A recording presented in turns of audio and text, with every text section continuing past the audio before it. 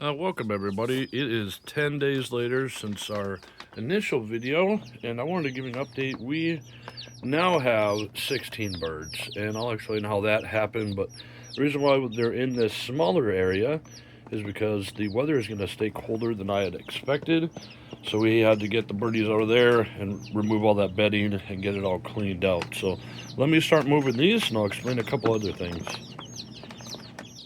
Hi, Mr. Snuggles. What do you think about them birdies? What do you think about them birdies, Mr. Snuggles? Huh? Huh?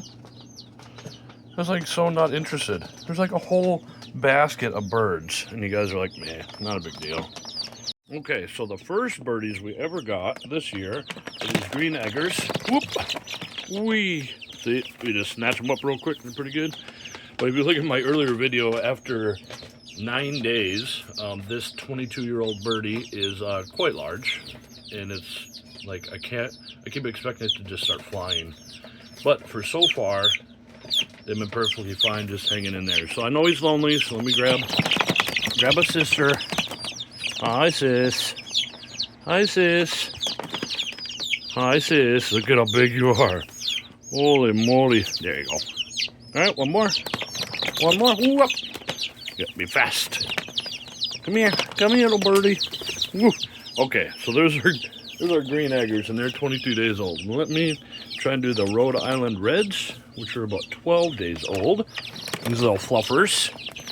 See, in 10 days, I mean, they're different chickens, but 10-day difference, it looks just about right as far as size and all that.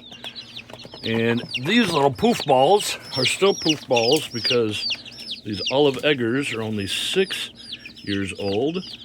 You can see that they don't have feathers. So having them outside in this cold would not be a good idea because they don't have the same insulative ability as, as older chickens. So we're going to keep them in here. And the area is a bit cramped.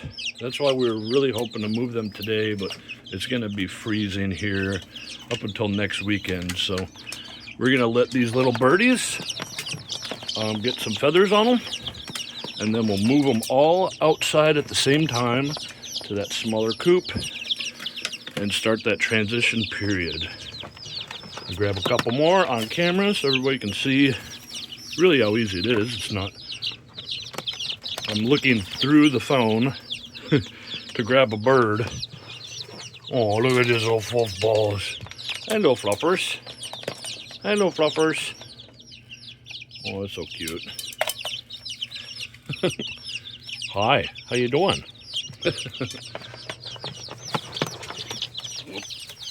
Do a couple more real quick. There's not really much else to mention about this whole storage system. This is just an extra bedroom.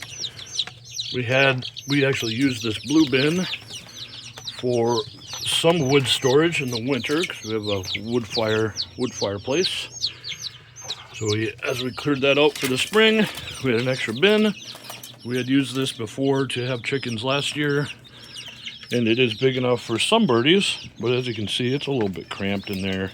That's why we're hoping here in the next 3-4 days we'll get all these birdies outside.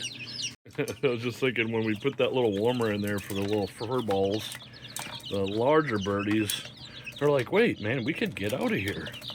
But they go back to their food every time. So we'll catch you later, little birdies, here in a couple of days when we get you outside. Thank you for watching. Bye-bye. Don't fly, please. Okay. They just keep coming. Just stay. It's okay. Just stay. They're like, hey man, the last time you grabbed us, you moved us from one town into a city. I don't know about you. I don't know about you, human. Oh, about your blah. Make sure your water thingy works. Okay, now I'm gonna quit recording and get back to the rest of the day. Have fun, birdies. One of the things you need to do when you get chickens is to introduce them. Hi, I know it's kind of scary, isn't it? It's like, I'm only like a couple days old, man. Okay, let me set you down here. And then switch around, and you got to show them where their water is. So you just dip their little beak in there and repeat that a couple times. Don't worry, you're not going to hurt them.